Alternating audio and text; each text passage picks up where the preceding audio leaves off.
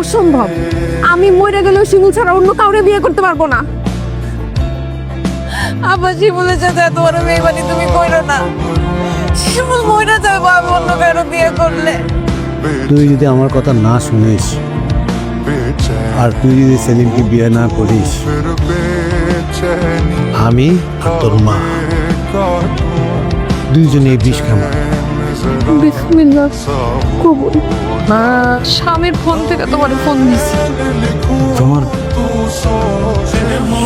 স্বামীর ফোন থেকে আমার ফোন দিছো মানে? তোমার বিয়ে হয়ে গেছে শিমুল।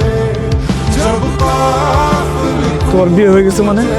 দেখো, আমার সাথে কিন্তু একদম ফাইজলামি করবো না। আমি ফাইসলামি করতেছি না শিমুল। আমার ফুফাতো ভাই সেলিমের সঙ্গে আমার বিয়ে হয়ে গেছে। আর হবে না দেখা